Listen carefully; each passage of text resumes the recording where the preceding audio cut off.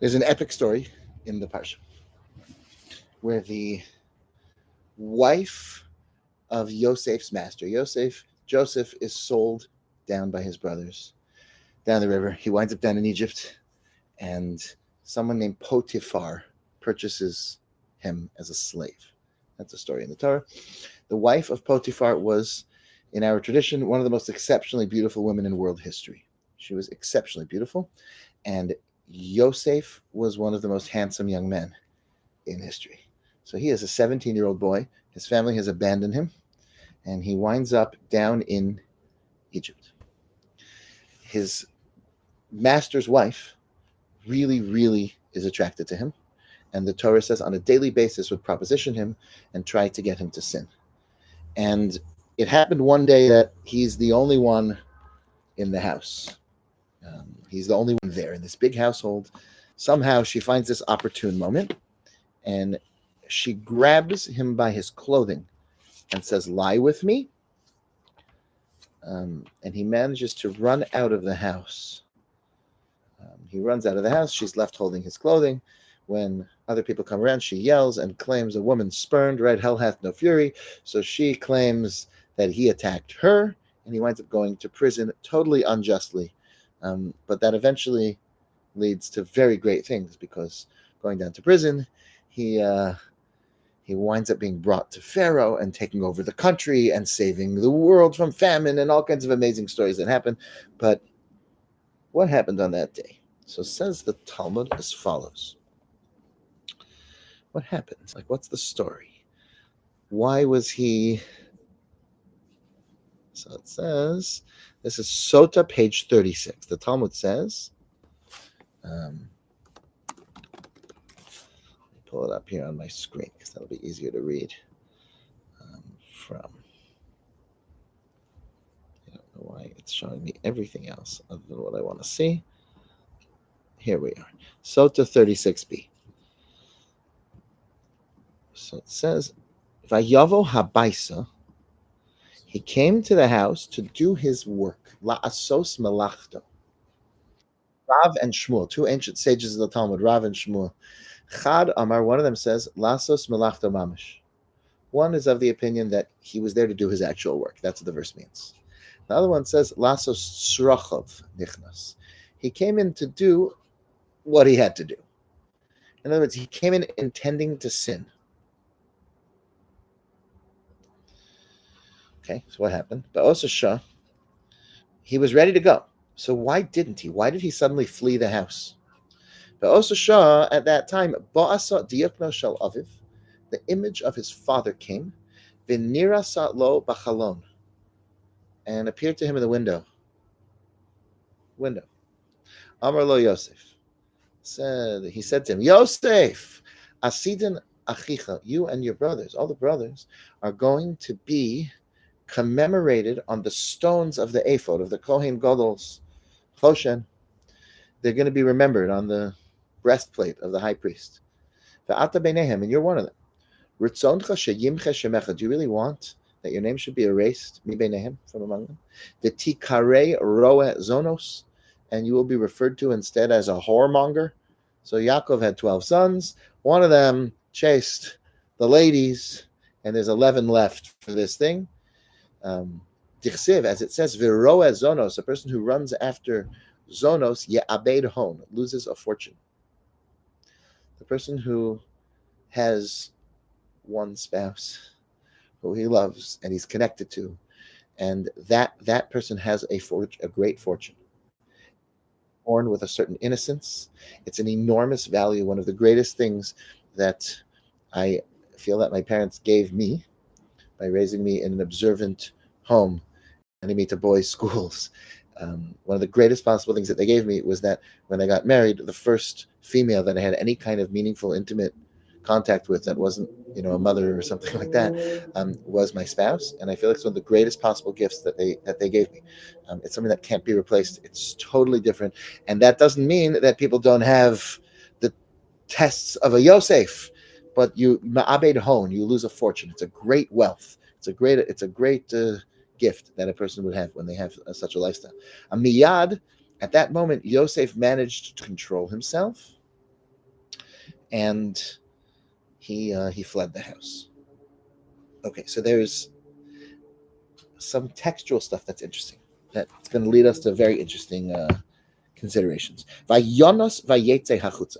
Yosef vayanas is that he ran away, to flee. Lanus is to flee. He fled the house and he went hachutza. He went out. So there's a midrash which says, we're familiar from Hallel. We say Hayam ra'a vayanos. The sea saw something and fled. It's referring in Tehillim. It's referring to the splitting of the Red Sea. And it says the Red Sea saw something and it split. It fled, like the word split in, hippie language. Let's split, bro, right? So it split. It ran away. So Yosef split from there. So what does it mean? It says, Ra'a Arono Shel Yosef Yored Le'am. The Jewish people, when they left Egypt, it says that Moses himself was carrying the bones of Joseph with him. He took Yosef's coffin with him when they left Egypt. So the bones of Yosef. So what did the sea, this Vayanos is going back to the previous time in the Torah that same word is used. Yosef flees the house, so the sea split in front of the Jewish people. Amar HaKadosh Baruch Hu, Yonos mipnei hanos. If you're bringing Yosef with you, he ran away when that was his big test. So now the sea will split and save the lives of all of his grandchildren in just the right moment. So what's the merit of the splitting of the sea? Is Joseph's bones being beloved and carried and held close by the Jewish people. What does that have to do with anything? Secondly, other sources point to the word hachutza, which means outside. So Yosef ran to the outside. But there's one other place previously in the Torah where that same word, also an unusual word, is used. And it says, God took Abraham, hachutza. Vayotze oso hachutza. He took him out of where? His tent. And said, count the stars if you can, which he then began to do. And then Hashem said to him, your children will be just like this. So the simple reading of the verse is, your children will be as numerous as the stars.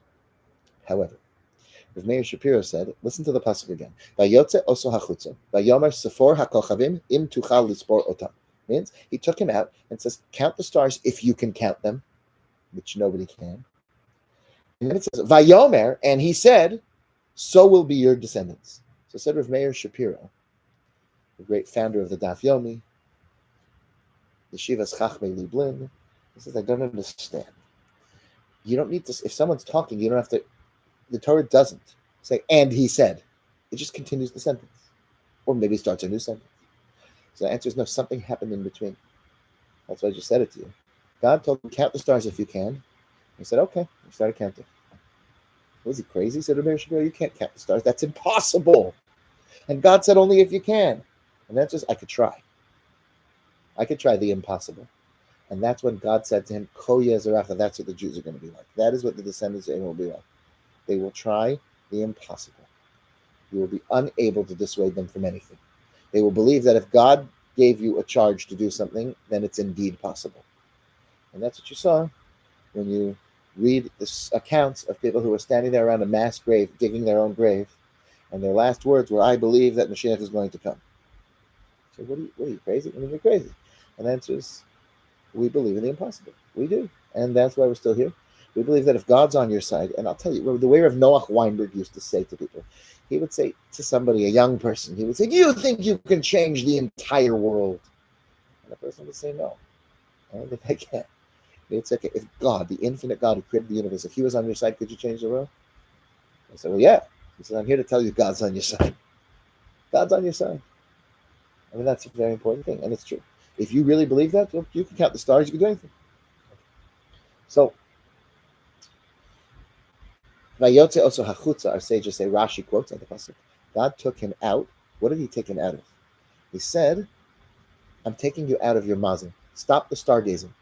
I know that you can see in nature stars in the way the world is supposed to work, that you are barren and you will be unable to have children. But I'm taking you out of that. You're going to have kids. Your name used to be Avram, so we'll change it to Avraham, and now you'll have kids. In other words, you forget the stargazing. Stop looking. The thing you're seeing is true in this frame of mind, in this Abraham. But when you add that, you're misunderstanding. You actually will have children because Avraham is destined to have children. You just didn't know your name is Avraham yet. In other words, stop signs and things and just trust in God. And this is why we don't take too seriously people that predict the future. And the church just don't go to tarot card readers and don't try to predict the future because it's a fundamental lack of understanding of how the world works. God can do anything at any time. And if you just attach to him and you trust in him and you believe in him, it doesn't matter what they predict and what they say to you. But you know what happens when a person gets a prediction? They believe predictions, at least a little bit. And that takes away from the relationship with believing in God. And if you don't believe it's possible, then it's not possible. When Roger Bannister was the first human being recorded in history to run the 4-minute mile, quickly a whole bunch of other people did it right afterwards. Because until he did it, it was believed to be physically impossible to run a mile in under 4 minutes. So no one did it. Because if it's impossible, no one can do it. I'm believing that maybe it's possible. So I always say this when I mention that, but I'm not going to let this be a time I didn't say. The biggest obstacle between you and me, and whatever our next step is religiously, our next step in development as a human being, spiritually, emotionally, the biggest obstacle is the belief that that's not possible for me. But if you're a growing person, then there was a time that who you are today was impossible to you also. If you have grown in life, there was a time that you would look and say, there's no way I'll ever be observing the Shabbos, attending a shir on a weeknight, studying Torah voluntarily, whatever the thing is. There was a time that the spiritual achievements that you have today were not expected. So there's another one. I'm here to tell you there's another thing. There's a next step in your growth as a person, as a Jew, as a spouse, as a friend that you believed was not possible. And it is possible. It is possible. Okay. So Abraham broke out of that. The whole world believes one thing, and he says, no, God's infinite, he can do anything. Yosef went hachutza. What does it mean? You see, there's another angle to the idea that we're describing, and that is that there is nature in the world. Naturally, Abraham couldn't have had children. So God is willing to break nature sometimes. He does. He runs the world. He's God. But we need to learn from that we are also not bound by nature. I want to explain. The most natural thing, do you ever hear this? I grew up on Venice Beach. I grew up going to the show on the beach. In winter Shabbos like this, Shabbos often came in right around 4:20, which is a very busy time for people. Just, that's the moment that, do you know about this? Does everyone know about this? 420 friendly, 420. 420 is some expression about marijuana. And it was maybe the law against it, different things. But at 4:20 p.m. was like a thing that, and we would notice this as little boys, already read about this, that like you would see a lot of people out there, just, yo, brohim, I got to spark the owl now. It's 4:20. This kind of like, we in the artistic community refer to it as ganja, but we ask that you not refer to it as ganja unless you're from the artistic community, right? This kind of stuff that goes on in Venice Beach. So the argument, the conversation always was, it's totally natural, man. It's natural. Natural's good. It's just total nonsense. Wheat kernels are natural. Loaves of bread require a lot of human action to do it. It's like, it's no naturally growing loaves of bread off of trees. That doesn't happen. Defecating on the floor wherever you are is natural. Going inside to a bathroom, flushing it after yourself, right? All of this, that's not natural. But that's the goal. The goal is to take whatever natural talents we have and refine them and use them properly and be artificial. We're not supposed to be natural. We're supposed to do mitzvahs and Torah, and it's not natural. It is not natural for a 17-year-old boy who is in the height of his confusion and his desire for girls, who then is the loneliest one you've ever met in the world too, because his beautiful, loving family sold him away into slavery. And the way it happened, by the way, is that his father sent him to the brothers, who as soon as he came were lying in wait. So as far as he knows, his father's in on it. What does he know? And Yosef winds up down in Egypt, lonelier than any young man you've ever met before. And you know what he did?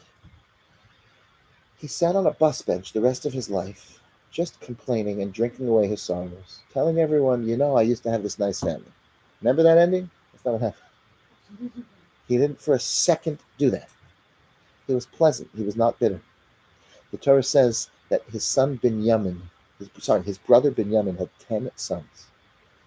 Benjamin had 10 boys, the Torah says, and every single one of them is named a bizarre name. And our sages tell us Benjamin named every one of his sons after his brother Yosef. He took another characteristic that he remembered or knew about Joseph. And one of them is Shahaya Na'im B'Yosef. He was extremely pleasant. So he named his son Na'aman. Another one was Chupim, because he missed my chuppah and I missed his chuppah. To not be at your brother's wedding is tragic. And he named his son after that. Another opinion was brought that he named him because he walked around barefoot in mourning for his brother, because we took off our shoes in the Shiva house. And every one of his children was named after his brother Yosef. Magnificent testament to what Yosef meant to Benjamin and what it was like growing up without his big brother. So, Na'aman. So what does that mean? So let me tell you what that means. In the book of Ruth, it says that Naomi, whose name means pleasant, Naomi, when her husband dies and her two sons die and she loses all of her money, she comes back and the people say, Hazos Naomi. Is this the Naomi we remember, the regal, wealthy, generous, happy mother, happy wife? Is this her? Can't be her. And she says, don't you call me Naomi anymore. Don't call me pleasant. Kir'eno li mora. Call me bitterness. Because God has been very bitter to me. Hey Mary Shakar Noam. That's what she says. Don't call me pleasant. So we learn from that verse that the opposite, what does pleasant mean? I mean, what does that mean? It means the opposite of bitter. That's what the Mepharshim understand. Which means that Yosef, his very essence, was not to be bitter. He wasn't bitter. And you see that. He even names his first son Menashe, because God allowed me to forget my parents' house. In other words, he could have spent his whole life thinking, what, he forgot his parents? That's happy? And just, yeah. He didn't think about it. He didn't dwell on it. He dwelled on all the good things. He found a wife. He had his own son. I don't have to think all day about my parents' house. When he had his own son, he was able to put the difficulties behind him and move forward. That's a very important skill. Sometimes relationships don't work out. Sometimes people mistreat you in life. And being able to go on and be happy, instead of every conversation that you have, you know, people like this, where every conversation for the rest of their life is my ex-wife and my old mother-in-law and my this person and that person in business. There's people who just do that and they take their own life down. And no, Yosef doesn't do it. It's superhuman. I want you to know it's superhuman. It's not natural for a boy at 17 years old who is so lonely and so broken, and the most attractive woman he's ever seen is making herself available to him. People don't overcome that. So how did Yosef overcome that? And the truth is, the Gemara hints to this. I read you the Gemara, and it said one opinion was that he went in to do his work innocently, and then she tried to seduce him. The other opinion is he went in deliberately. The language is la'asos shrachav hunichnas. He went in to do his needs. It's telling you the attitude of, God, what do you expect of me? I'm just a human being who has needs. I'm just a kid in the height of being 17. What else do you expect of me? Which is a very fair argument. But it's not really such a fair argument for somebody who is the son of Yaakov and the grandson of Yitzchak and the grandson of Abraham. Because God said to him, you're not bound by nature. Just because something's natural is no excuse. You can be bigger than that. And so he saw his father's face in the window. He was inspired by the memory of his father. Some Mepharshim ask, why the window? Just let him imagine his father's face. What's the window? What is the reflection? Some people say because he looked like his father. So when he saw his father in the window, he thought, I can be like him. I look in the window and I see my own father, says Yosef.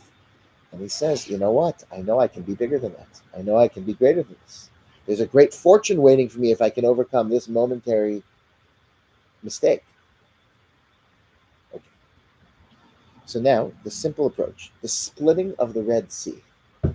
God says, listen, guys, I'm willing to break nature in a magnificent show of miracle for my people, the Jewish people. I'm willing to do that. However, the only way I can do that for you is if you're still living that way. Do you believe that you're above nature? Do you believe, will you in your life be prepared to live as a people who don't just give in, in your own personal life? Will you overcome your nature? Or will you be like, I don't know, I'm just an angry person. That's who I am. I don't hear that. That's ridiculous. You ever heard of such a thing? I'm just a violent person. I have to kill people. What can I do? That's how I am. Are you going to do that? People do that. You understand? I was raised a certain way. I'm stuck. Do you understand the kind of violence I saw as a kid? I was raised in Palestine. And in kindergarten, that instead of Barney, they had Dakar, the stabbing bear. Right? You understand? And this is real. And in little, you see these little tiny children who are like, I want to be a shaheed. I want to be a martyr. And this is, what do you expect of the person? The answer is, are you human? Choice. Do you call yourselves children of Abraham? And you can't. You can. And we have people like Son of Hamas. We have people that are there to show that a human being at any point can make good choices. And if you think, yeah, but it's not fair, you're dehumanizing those people. If you think, no, that person was born in an out of wedlock family, there was a lot of gangs where he was born, he can't be held responsible. You're dehumanizing the person. They have a soul in the image of God. They can make choices. Even if a person is naturally inclined to something, the basic message of the Torah is overcome your nature. Overcome your nature. You also have a soul. You also have this capacity. That's Yosef's message. So when they take the bones of Yosef, the essence of Yosef, and they carry him with him, so then Hashem says, if you're doing that, then I have to make the sea split. Hayam Ra'av Ayanos, the same word is used for the sea splitting as for Yosef running out of the house, because they're fundamentally the same orientation and attitude. You break your nature, says God, I will break nature. Now it also says in the Midrash, Mechilta, says something very mysterious. Now you have to know that Midrashim speak with poetry and they speak with nuance, and they're not meant to be understood as children's stories. Like this Midrash really sounds like it's telling a children's story, because I'm just going to read the words to you. I could quote it, but knowing that I'm really reading from something, here's what it says. Midrash.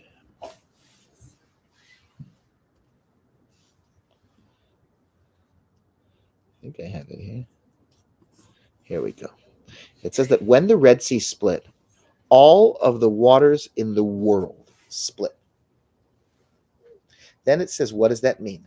Afilu mayim shebekadim, even water that was in a pitcher. Vishebegigios, or in a barrel. Ushebetzluchios, or in somebody's glass. Someone sitting in the bathtub, the water split. Now, I always think about this because all I ever want when I get into a bathtub is to be able to get the water to cover my entire body, which has gotten harder as I've lived in houses with bizarrely small tubs. It has nothing to do with the fact that I used to be, 4 years old and I fitted nicely. No, I'm not gaining weight. The bathtubs are getting small. But for whatever reason, it's a pleasure to get into. And if you're in a bathtub and you're not all covered, so you can imagine this poor guy who's sitting there in his tub and the water splits to either side and his whole middle is freezing. And what would be the point of such a miracle? Why on earth would God do a miracle that every water in the world split? It just sounds crazy. But this is the Midrash. And if you ask Jewish children who got a Jewish education in school, every single one of my children will know this right away from first, second grade, because it's such a memorable thing to say. The Imre Emes, the great Rebbe of Ger, says, here's what it really means. It means that if a person, what happened at the Red Sea is that the Jewish people had nowhere else. Naturally, there was nowhere to hide. An army's bearing down on them, and there's a sea on all sides. And a guy named Nachshon plunged into the sea and just walked forward until the water couldn't breathe anymore, and then the ocean split. That's what Nachshon did. No one knows who's second. No one knows second or third. Very good. Very good. That was our big ending last night, right? So no one knows. But the first one we remember. So Nachshon plunges into the ocean. At that moment, he says, it wasn't just that God performed a miracle then. He made a change in the world. That if you do everything you can, and you push all the way in the right direction, God will do the rest for you. Every water in the world, meaning metaphorically, every obstacle, like the Yam Suf, that a person might face in life, where they simply cannot do more, If you do everything you can, you will succeed because God will do the rest. So how did the Israelis win in 1948? How do they continue to beat armies that are stronger and bigger, and their entire raison d'etre is to destroy the Jewish people for the last, how many years is it now? Is it more than 70 years? I mean, unbelievable. Since 1948, they've just been trying to destroy us. Every minute, it's like a Middle Eastern version of Pinky and the Brain, What are we going to do tonight, Mustafa? Try to take over the Jews. And then every time, how does this happen? And I think that was a reference that went over some heads. Okay, Pinky and the Brain. Anyway, do your homework. So, yeah, it's worth your attention. So the answer is, if you do everything you can, God will take care of it. He'll take care of it. He will fight your wars for you. Hashem ish milchama. God is a man of war. It says when they were standing at the Red Sea that God will fight your wars. And that's part of the song. What does it have to do with the song? Well, there was a war happening then. God fought it for them. But every war is going to be that way. If you do your part, now doing your part means doing your part. You have to be good. You have to be righteous. You have to do the right things. You can't just take advantage of this, get out of jail free God card, right? He doesn't just automatically just give you everything. Oh, I want this money. I want this building. It's not how it works. But if you do what's right, God comes through. That's always the case. And that's how we're still here. That's why the Jewish people are still here. So that's what it means, all the waters of the world split. That's what that metaphor means, says the Imre Emes. Okay, that should teach us a little bit about how to learn a chazal. That everything our sages said is true. It is not always meant to be understood in a childlike fashion, but then there must be, like, even the ones in a pitcher. I guess a pitcher is something that serves a whole bunch of people. Even a barrel, right? Which is, water in a barrel, which has already been mixed with wine, probably. It's been mixed with the grapes, and it's right. And even the ones that are just in a person's private cup. In other words, whether communal issues, I don't know, a person can find their way to work that metaphor into the different things. But that's what's happening. Okay. So all the waters of the world split. In other words, in every single person's life, they have access to this. And this is a very important orientation. Your job in life is to do what you can. Who taught Moshe this? You see, Moshe was told, extend your hand. Nitei es yadcha alamayim. Extend your hand and split the waters. So what does that remind you of? Well, God takes them out with an outstretched hand. But who's the first person in the Torah to be a huge focus on how she outstretched her arm? The daughter of Paro. Moshe is out there in the river, and the daughter of Paro extends her hand. And so why do we need to know? Vatishlach es amasa, she sent out her hand. Say our sages, she extended her hand, and it was just not long enough. So God extended her hand, like Inspector Gadget, like that's another real pop culture. I'm really in the, this is, I'm going to start saying 6'7" in a minute. So extended her hand way out, and she got Moshe. She named him one who will save others. Moshe means a savior of others. It doesn't mean one who was saved. Because she saved him from the waters, she named him one who would save others from the water. So what does it mean she extended her hand? I mean, did her hand really physically extend many? So the Mefarshim say that it means this. Here's what it means. The daughter of Paro cannot really save Moshe. She can't because she lives in the palace. She wants to make a difference. Picture Hitler's daughter type. I mean, thank God he didn't have it, but imagine such a thing, right? Hitler's daughter. And she's really on the side of the Jews. And she feels that from inside the palace, inside the headquarters, she can make a difference. But the one thing that's going to mess everything up is trying to save one specific Jewish baby, bringing him in, circumcised, this whole, just forget that one, save the millions. And this happens all the time in life. Chesed comes your way, an opportunity to do something great. I sometimes see, every now and again, I've seen things that are so impossible for me. So I'll give you an example. We are blessed to have a little house, which we're very happy in. And in one of the bedrooms, we have 6 children who all sleep in it. There's a 3-bunk bed and then a 2-bunk bed that has a pull-out one. And we have 6 kids in that little room, and we're very happy. And then I see online somewhere that there's a Jewish family of 5 orphans. And they want someone who's willing to adopt all these siblings together. And I'm thinking, can we do that? I don't know where to put them. I also have children of a young age who need their own parents and attention and family dynamic. Who knows what it would do, right? And I think to myself, there must be other people. I'm not the only guy in the world. Maybe there's a family that couldn't have children. Maybe there's got to be other people that can do it. If anyone ever had an excuse to say something like that, which is probably the right thing to say in life sometimes you can't just do everything. The daughter of power didn't do that. I can't reach Moshe from here, so forget it. It's not just a metaphor. I can't reach Moshe from here. It's also a metaphor. I mean, it's not just a fact. It's also, I'm not the person for this mitzvah right now. But she extended her arm as far as she humanly could. And God did the rest. And she did save Moshe. And she did save the whole world. She brought the Redeemer to the Jewish people, the first Mashiach, right? The first Savior. Goel Rishon is Moshe Rabbeinu. So we learned from her a very important thing. Where did Moshe learn this from? Stretch your hand out and split the sea. From the woman who named him the one who would save others from the water, just like he saved he was saved from the waters. And what was the spirit that saves Moshe? What is the thing that redeems the Jewish people from exile? Is this, so they come to the Red Sea with the bones of Yosef and they say, listen, we're coming with this attitude. So this place, the sea splits for them. And it makes a difference in Jewish history. Now, all the waters of the world split. Any human being who wants to have that relationship with God, it's accessible. You do everything you can, and he does the rest. He does the rest. He does what's supposed to happen. Okay, so now listen to this. It's not over. Sota, page 2. Amar Rav Yochanan.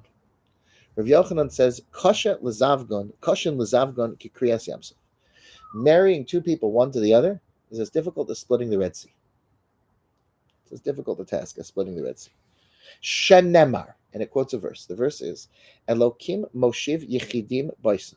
God takes two individuals and helps them settle into a home. Anybody who's been in a relationship knows that any two people in the world, as Rav Kook says, are as distinct from one another as any two species of animal.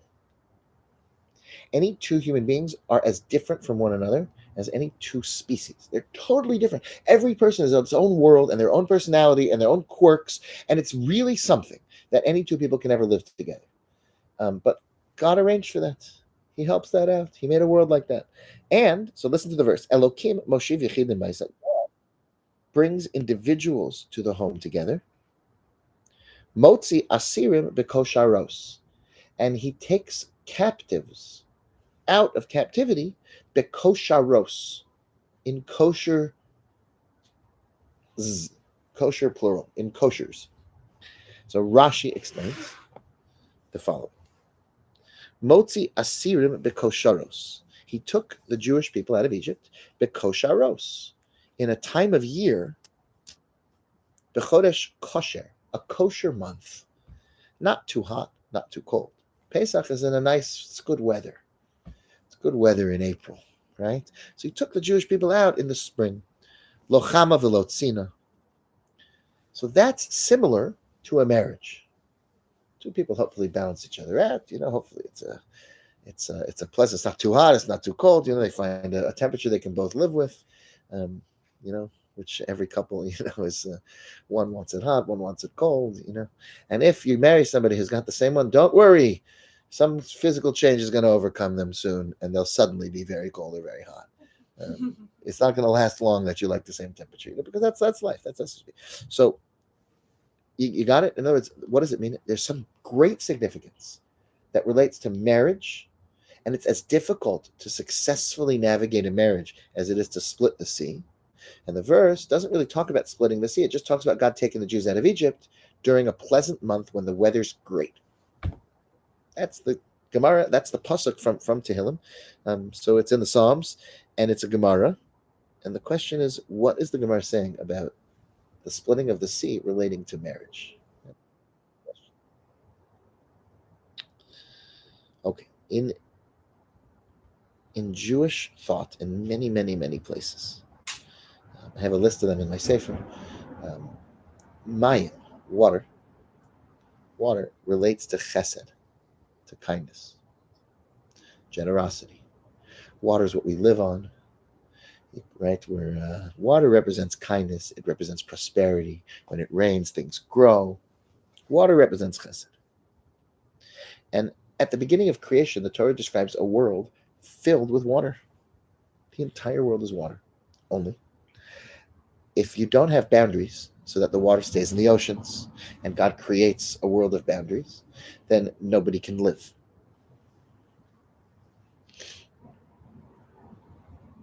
Is that why we keep kosher?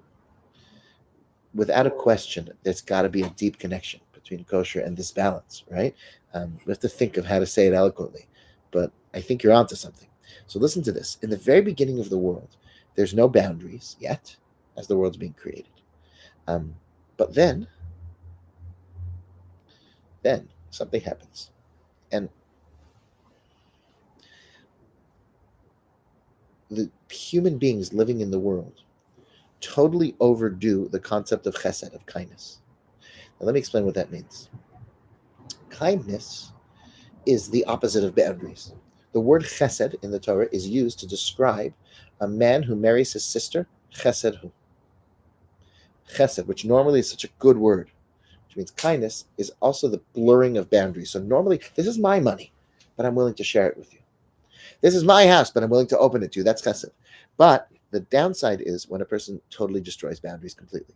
And that's when a person marrying their own sister. That's sexual immorality. This is why Abraham, whose kindness, has a son, Yishmael, whose concept of heaven is just a brothel in the sky with 70 virgins and every kind of crazy thing. They're sexually immoral in a culture, even if, by the way, they cover up and they do this and that. If all you think about is that heaven is 70 virgins, I mean, that's where your head is. That's what your life is about. That's who you are. And that's a very significant, no matter what happens in the Western world, and there's a lot of promiscuity and all kinds of things, you're not going to meet somebody who says that's the highest level of human behavior, generally, right? But there's a whole religion built on that's paradise. I mean, it's mind-boggling, really. So, isn't that something? Yishmael is considered the perversion of Abraham. Yitzchak, who represents justice, sacrifice, right? So Yitzchak has a son, Esav, who was murderous, who's violent, who's about conquering, because that's the perversion of justice and strength, is conquering everyone else and being totally inconsiderate of their feelings. So Yishmael is described as the psoles, the Kabbalistic language. He's like the extra. Yitzchak, right, went one way, but the children, and Yaakov is considered the healthy balance. Okay, so that's like a famous separate shir. But now that we know that, we have to understand that there was a group of people in the time of the Mabul where they blurred all distinctions. In other words, I'm very generous. I can take whatever I want from you also. We all share everything. There's no personal ownership of property. Like the American Indians, we don't believe in owning property. That's not good. That means I can take your scalp, I can take your women, I could take your cows. That's what they would do. You understand? That's what they would do. If you don't believe in personal property, it sounds, wow, they must have been so nice to each other. Not so much. Instead, me being willing to give away my personal property is a fabulous thing. This is a very important thing for small children. Small children often have the following experience. If they go to some place where there's a bunch of toys, they're going to someone else's house and they grab a toy. Someone say, hey, that doesn't belong to you. Okay. So they say, okay, it's his. Okay, I shouldn't take it. Then someone comes to their house to play and grabs their toy. The parents, and they say, hey, that's mine. We share. What did we say about sharing? It's like, wait a minute. So I don't get to own anything. It's a terrible, terrible, terrible thing. It's destructive to children. And if somebody came into your house and the first thing they did is run to your bedroom and start looking through drawers and moving things and touching things, would anybody put up with this? But then your kid, who also has some of their own things, has to watch a team of children come in and tear the place apart. And if they say anything, we learned about sharing. Remember, let's sing the song. Sharing is caring. Some asinine thing that if somebody did to you, you would murder them, right? And this little kid has to put up with this. It's a terrible thing. If you want to teach, I'm telling you, it's like a travesty. Most of us got over it, but you see that I'm still, I use these Shurabas therapy. I mean, this just saves me hundreds of dollars to just, so I'll say like this. The healthy way is as follows. You sit with a child when they're going to have guests and you say, how do you feel when you go to someone's house and they don't share anything? Is there anything that the guests could play with? Because they're going to come over. We need some toys for them. Is there anything that you have that you, first of all, that you don't want anybody to touch? Let's put it away so they won't feel bad when they see it. Is there anything we could share? Great. Let's make a plan. These are the toys we're going to share. And I'm very proud of you. You don't have to. And if you see them playing with something and something you don't want, you could say, you know what? I thought I wanted to share it, but I don't want them using that teddy bear. But we're going to have to find them something else to play with. So let's go switch it out. And then the child understands this concept. It's a noble thing to share something. And by the way, we are Jewish people. So we love to share. It's part of our family. It's what we do. Your grandparents do it, and your parents do it, and the Torah says it's a good idea. And you like it when people share with you. It's golden rule. I mean, this is the best thing to do, but it is yours. I can't come and rob your house because I believe in charity, right? That's the Mabul, the flood, was sexual immorality. It was theft. It was the This is not your wife. It's not free love, free everything. And the answer is no, that's not real. That's water everywhere with no boundaries. That drowns everyone. So God brought a flood where water filled the whole world. You think chesed with no boundaries is a good idea? Let's see. And the punishment is absolutely in kind. That's the significance of the Mabul going back to a world without those boundaries. In fact, the Baal HaTanya, in the Sefer L'Kutei Torah, says a very fascinating thing. We said that rain is kindness. But what is the word in the Gemara, in the very beginning of the Maseches Tanis? We say something really interesting. We say, Me'emasai maskirin gevuros gesham. When we pray for rain, we talk about the power of rain. And in Shemona Esrei, Ata gibor le'olam Hashem, you are eternally powerful. Gevura, which is the word for justice and boundaries, right? Mashiv haruach umarid hageshem. When we pray for rain is in Gevura. So he says, I'll tell you why. There's chesed, and then there's Gevura. Gevura is boundaries. It's tough, but that's what's healthy. I'm picking one spouse. I'm living in this home. I have my boundaries. I have, right? Person with no boundaries, it's not really kindness. You know what happens? There's a pasuk. It says, Mashlich korcho kefitim. This is in every single morning. We say this in the Hallelujahs. We say that Hashem throws his ice like little pieces of bread, like breadcrumbs. Lifnei karoso miya amod. In front of the cold front that God could really bring, no one would be able to stand. In the great blizzard of whatever it was in New York and in the 80s or something, there was a big blizzard. Somebody estimated that it was the equivalent, the amount of tons of snow that fell over New York City was something like if like 50,000 or something, some massive number, 100,000 Honda Civics were dropped on New York City. Can you imagine if that happened? Why doesn't that happen? You know why? Because Hashem makes it snow like particles. So it may be 1,000 tons or 100,000 tons or whatever massive number is happening, right? But it comes down like snowflakes, right? It is snow. That's what happens. When it rains, it comes down little bits. If you would just drop that, you know how heavy water is? Imagine just gallons of water, full gallons, in the Arrowhead thing, right? Just dropping out of the sky, which is killing people. So Gevuros Geshama means by limiting the rain, it actually allows the kindness to settle. That's even what happens really with the snow. What is the whole idea of snow? Why does it snow? Do you ever wonder about this just scientifically? Like, what's the point of snow? So the answer is a few things. First of all, it's a blanket. It insulates the earth, so it doesn't freeze too much and destroy its potential. Secondly, if you just water it like that with all that stuff, so whatever gets in, and the rest of it just kind of disappears. But when you have the snow, it slowly melts over a season and continues to irrigate and water the earth. So the whole concept of, that's just the science. That's a powerful thing. That kindness is only useful if done in the right way. You cannot just spoil children. You cannot have no boundaries in the world. That's not right. We know this. As a person who wants to do kindness needs to maintain their self, their integrity, their boundaries. There are times that you don't answer the phone and you help your own children. There are times and the one thing that people who do a lot of kindness often do wrong, and if you meet their children, you'll find this. My dad had time for everyone in the community, but never for me.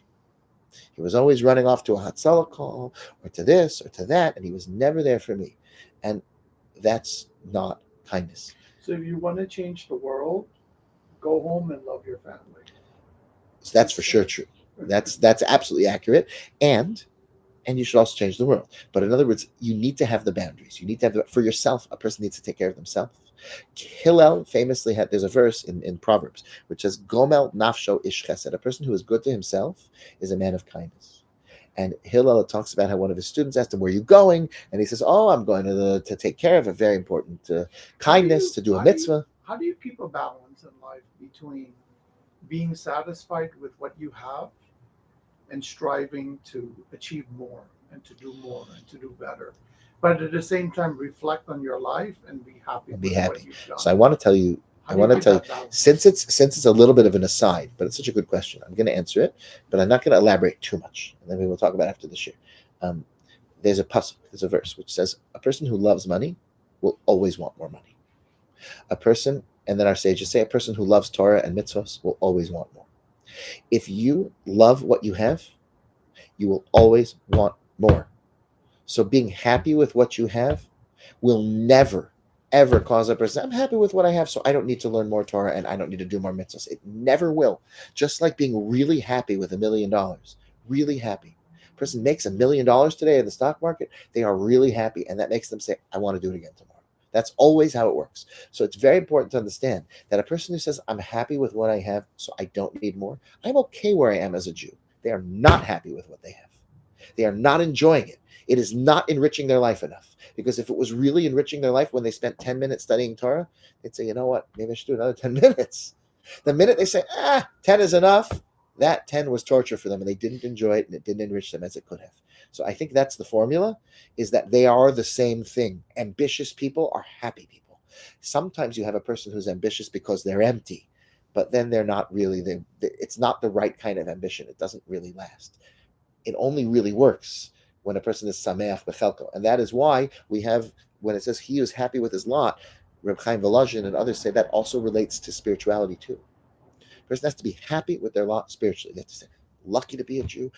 If the person is a kind of person who only makes it to Shul on Yom Kippur, but they should be like the Sephardi guy you see in Shul just on Yom Kippur, who loves being there, and he likes the tunes, and he's happy to be there, and right, not like the classic Ashkenazi guy who's so racked with guilt that he was forced to come, and like be happy with what you have, because then that will make you want more.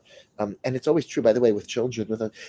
Encourage them to be happy with what they have religiously. They'll want to do more.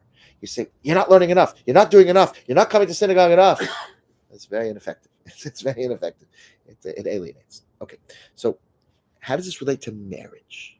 So when we said like this, marriage is, by definition, one of the greatest opportunities a person has in life to show another person kindness. And the way they show that kindness to the other person is to the exclusion of everyone else. If you treat your wife or your husband exactly like you treat everyone else, well, no special love. I love everyone. I love everyone. So you're not being kind. And people do that. Love your fellow Jew. I love all humanity. They don't love anyone. They can't even get along with the person driving next to them or sitting next to them on the bus. It's a platitude. You have to love your wife more than other people. You have to love your children more than someone else's children. You have to love your family more than someone. You have to. Otherwise, it's not real. Imagine how you would feel as someone's child who says, listen, all children are valuable. I mean, I don't only like you. I like all the kids in the neighborhood. It's the cruelest thing a parent could say. The kindest thing a person could say is, you're special to me. You're amazing to me. I love you. By the way, I have love for a lot of people, but it's not the way that I feel about you. There's no other little girl in the world that I feel about like you. That's what a person should be telling their children. And that's right. That's healthy. That's human. The boundaries, the limiting, the ability to shut the door and say, this is my home, not that. That is the greatest chesed. It's the greatest chesed. Yes. I think that resonates very much when we say about when we will have peace when they love their children more than they hate us. And I think that it's so clear with exactly what you're saying. And it's so critical, because there's a lot of complaining to Jewish people about, why are you so broken about the 1,200 people on October the 7th on Simple Torah, and look at the numbers of babies and this and that. And can you imagine someone saying that to somebody sitting Shiva for their sister? You have a boy sitting Shiva for his sister. Someone comes in and says, what a self-centered jerk you are. Yesterday in Venezuela, there was an earthquake that killed 300 people. And here you are, mourning one. What's so special about your sister? There's 300 people over there. No one would ever say that. So the same way that that's true, we are Jews. First of all, I want you to know, we really do care. This is not some sort of trick. When we hear that Jews in Israel were murdered for being Jews, it breaks us into a million pieces. And I'm talking about a secular Jewish kid on a college campus somewhere who was raised with almost no Jewish identity. I meet them, and they say that it destroyed them. It hurt them so much, because we love our family. We love our fellow Jews. We do. And that is not to say a person who loves every Jew exquisitely, I want you to know something. That doesn't mean they hate everyone else. That's imbecilic. Someone who loves their child an enormous amount doesn't hate every other human being. Jews love the strangers and love the Gentiles and love foreigners more than anyone else loves any other stranger in the world. I'm convinced of that. How do I know that? Because we love our fellow Jews so much and we love our children. A person who loves, so then they also have love. But it's supposed to be that way. It's right. It's ethical. It would be an unethical thing for a person to have no feelings for their sibling or their neighbor or their childhood friends, anything more than a complete stranger. That's not healthy. That's not right. Okay. So the boundaries are fundamental to chesed. So that's why, says the Baal Tanya, it's called Gevuros Geshamin. Because if it was without midah and gvul, without limit, the rain would no longer be very kind. It would be crushing and destructive. It would be ice storms of such a magnitude that we would all just die every time it had to rain. Therefore,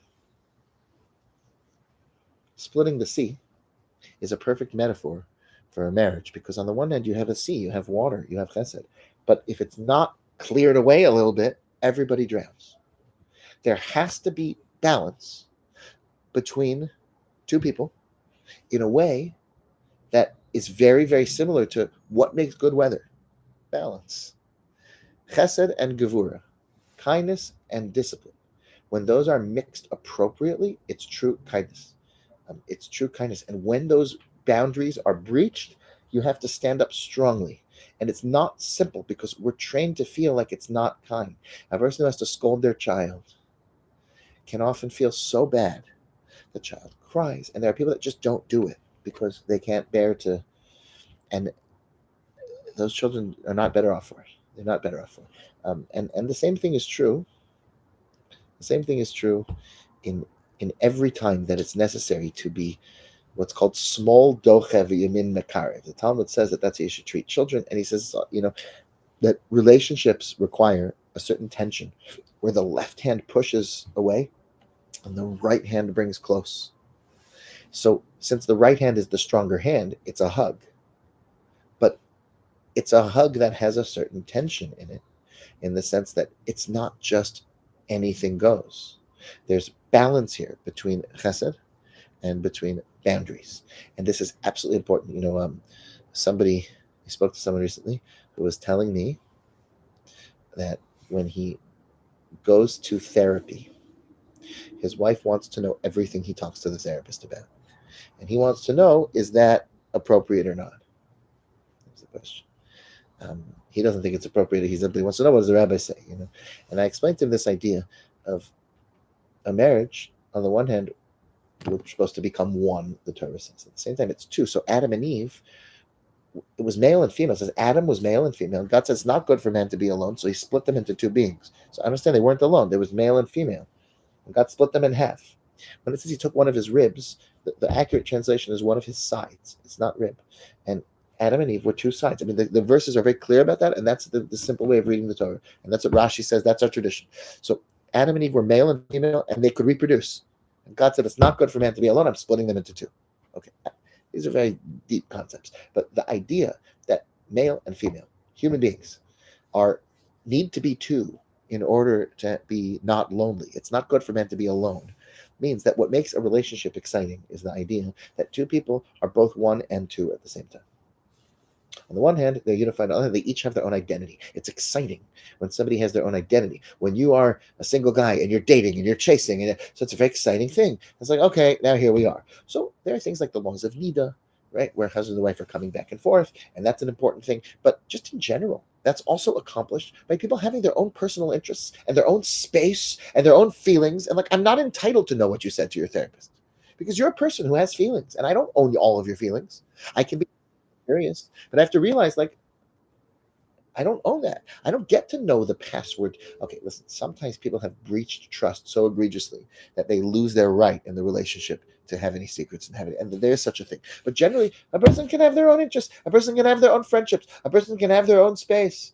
You understand? And what are you doing? What are you thinking about? What are you like? That's smothering. That's not healthy. That's not right. Two people who each have boundaries. I remember once we were considering briefly a job elsewhere before we moved here to Pico, and we looked at a house online. Do you remember this? And there was a master bedroom that didn't have any walls around the bathroom. In the corner, there was just a beautiful, amazing, elegant shower, toilet, tiles, whatever. There was no walls. Can you imagine? So the toilet is in the bedroom, and it's like, well, we're married. I mean, what? That attitude is absurd. It's just totally absurd. It's not right. In other words, two people are two people, and private space. And men feel this very intensely, but women feel it too. In other words, they always talk about the hierarchy of human needs, and they never talk about territory. Having a space for a man it's a man cave, it's a study, it's a place to sit where sometimes he can just shut the door and be with himself. One of the hardest things for couples is when they're like in a hotel for a month. Where can you go? We just came home at 7 o'clock. Where can you now go in this Chassan and Kala apartment? Worst place for Chassan and Kalas. Where can they now go for these 2 months? So he wants to like send an email and whatever and pick his note. When you sit on the edge of the bed, right in front of the other person all the time. COVID was terrible for people that didn't have space in their house for two people to have some space. And women don't want their husband constantly hanging around the kitchen all the time. They just don't. It's a pasuk. Get your feet out of the house of your friend because your friend will get sick of you, right? They will get sick of you. They'll have too much. And that's why I'm saying, Reacha, your closest friend is your wife. You can't just sit around all the time in each other's space.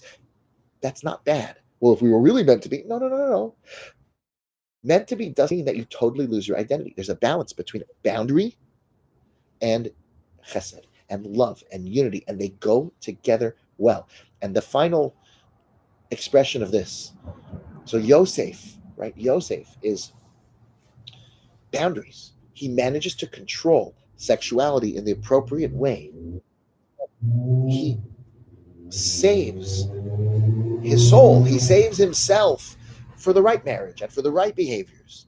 And such a person splits the sea. He overcomes nature. And the sea, which splits, is similar to the splitting, right, to the Yosef overcoming his nature, which is similar to a beautiful day in the middle of the spring, which is so lovely and pleasant to be outdoors. It's not the scorching Sinai desert summers, and it's not the frigid Antarctic winters. It's this beautiful place. That's where human life is experienced around the equator when it's balanced, and that's what it's supposed to be. That balance of leaving Egypt is a metaphor for the way that marriages are supposed to work and the way that our balance in life between din and gevura. And so, this is a one last thing I'll just share, because we won't be having a class next week because it's Hanukkah and there's so many family parties and other things. So we're going to have to skip another week again, which I feel bad about. That's the nature of the share. Sometimes life just has other wonderful opportunities like Hanukkah. But I just say that on Hanukkah, the Greeks decreed, Maimonides quotes this, that the Greeks decreed that Jewish homes in that time could not have a front door. You see, the front door of the home is the boundary. And boundaries are extremely important. And they were saying, no, we get to come into your home. We get to spread our news and our religion, and you don't get to keep us out and lock us out of your home. And he says, to that point, they made it that the Jewish people couldn't have a front door. I mean, it's like a mind-boggling thing to say, but he has a midrash or whatever it was. The Rambam says that, and we need to know that by creating boundaries and by creating front doors and knowing when it's time to turn off the phone and when it's time to just be present with our family and create those boundaries. Not everybody is invited all the time. It's not always just a free-for-all. Some people can't stand each other, so they always have to have guests around.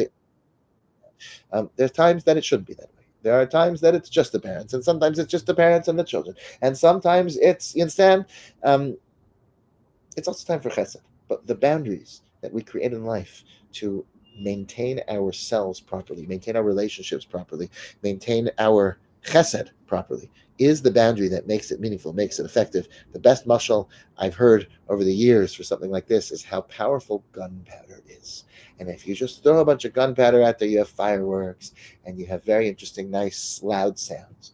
But if you take just a little tiny bit of it and you hit it with a hammer right, it could shoot a bullet so powerfully and so effectively.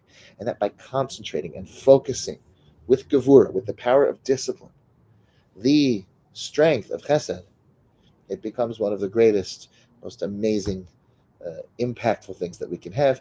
We learn that very much from Yosef, the person who kept the entire world fed during a famine. I mean, if anyone ever did chesed, that's a personality who does chesed. So too, when we get to the Red Sea, we remember this very same thing. And the splitting of the sea is very similar to the relationships that we are hoping to successfully navigate in this world. Okay. Yes, Shikach. This is Shaf. It's supposed to be an hour, and it was 59 minutes and 53 seconds. Oh, the bathroom. And I yes, apologize did for you the. Did you record it? I sure did.